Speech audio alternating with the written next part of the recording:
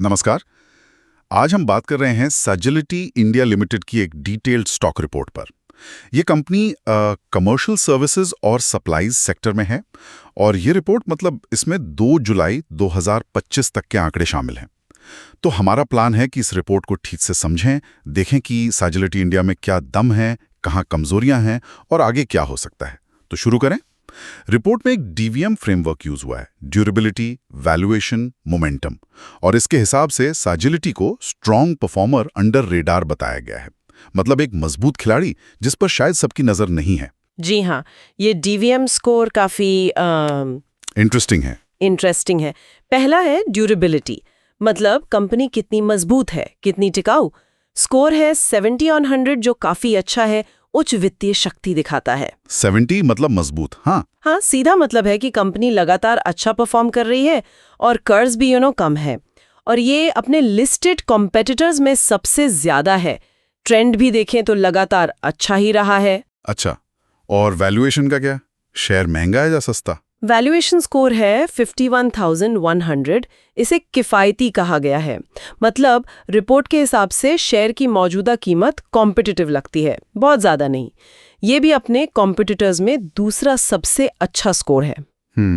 और इसमें एक PE by sell zone analysis भी है, जो ये बताता है कि स्टॉक का मौजूदा पीई जो 38.0 है, उसके अपने हिस्टोरिकल लेवल्स के मुकाबले निचले स्तरों पर है, करीब 18.5% समय। तो ये एक तरह से स्ट्रॉन्ग बाय जोन का इशारा कर रहा है। ओके, दिलचस्प है।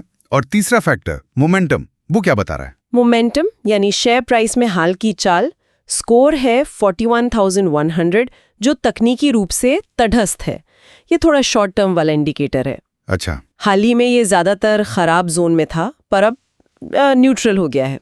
तकनीकी चार्ट्स पर देखें तो स्टॉक ज्यादातर इंपॉर्टेंट मूविंग एवरेजेस जैसे 7 और 8 दिन के SMA, EMA के ऊपर ही ट्रेड कर रहा है।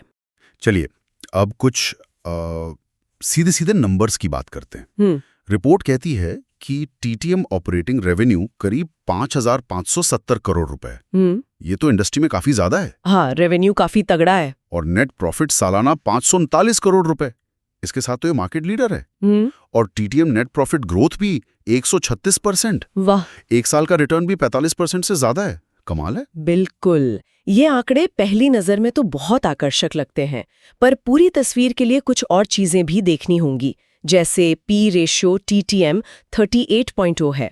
ये इंडस्ट्री के मीडियन से कम है, जो वैल्यूएशन के लिहाज से अच्छा माना जा सकता है। हाँ, ये तो पॉजिटिव है। लेकिन रिटर्न ऑन इक्विटी यानी ROE सालाना सिर्फ 6.5% है, और ये इंडस्ट्री मीडियन से कम है। अरे, ये थोड़ा अजीब है।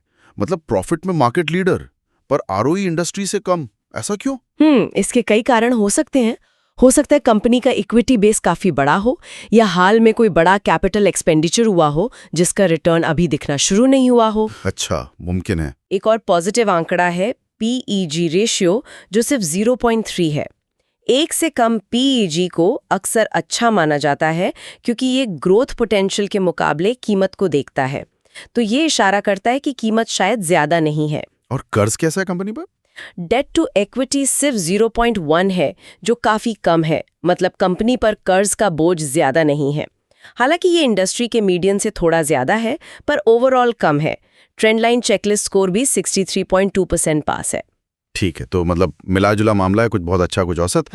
अब देखते हैं एनालिस्ट क्या कह रहे हैं, एक्सपर्ट्स की क्या राय है। रिपोर्ट के मुताबिक 6 एनालिस्ट इसे कवर करते हैं, और उनकी आम सहमति स्ट्रॉन्ग बाय की है, मतलब खरीदने की पुरजोर सलाह। अच्छा, वो औसतन 58.67 रुपीस का टारगेट प्राइस देख रहे हैं।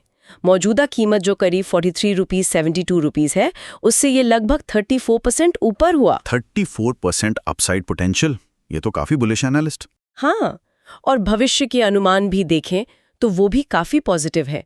जैसे फिस्कल ईयर 26 में EPS यानी अर्निंग पर शेयर में 28% से ज्यादा और रेवेन्यू में 23% से ज्यादा बढ़ोतरी की उम्मीद जताई जा रही है। तो ये सब स्ट्रॉन्ग बाय रेटिंग के साथ मेल खाता है।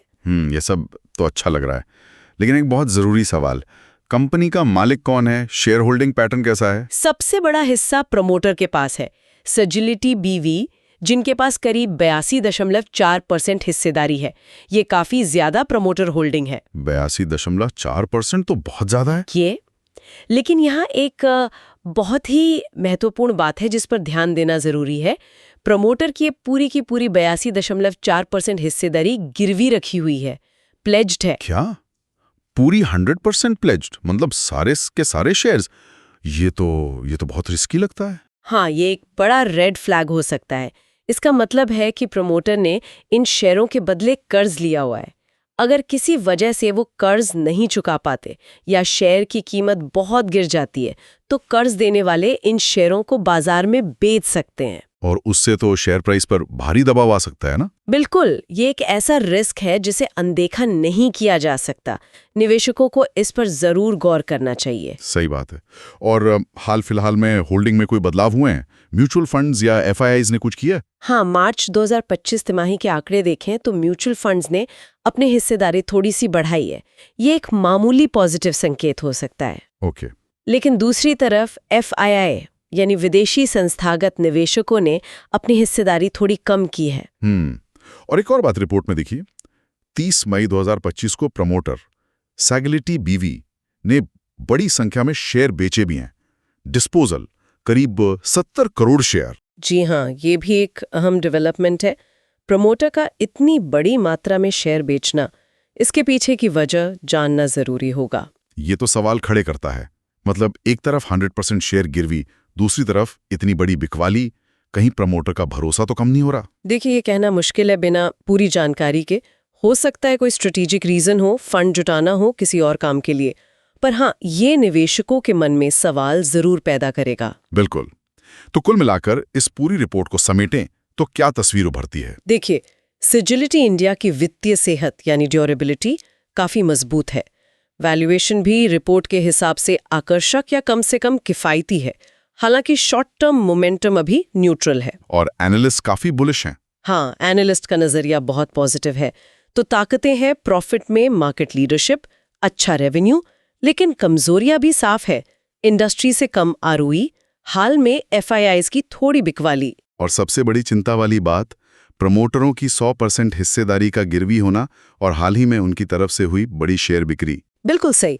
तो रिपोर्ट एक तरफ तो मजबूत फंडामेंटल्स और ग्रोथ की उम्मीद जगाती है, लेकिन दूसरी तरफ ये प्लेजिंग और प्रमोटर सेलिंग जैसे बड़े रिस्क फैक्टर भी सामने लाती है। तो आखिर में सोचने वाली बात ये है कि इन जोखिमों को ध्यान में रखते हुए वो कौन से फैक्टर्स हो सकते हैं, शायद कंपनी के अंदरूनी या बाहरी माहौल से जुड़े, जो सैजिलिटी के भविष्य के प्रदर्शन को ड्राइव कर सकते हैं। क्या कोई ऐसी छिपी हुई ताकत है या आने वाला कोई ऐसा मौका है जिस पर शायद अभी पूरी तरह से फोकस नहीं गया है? ये एक दिलचस्प सवाल है।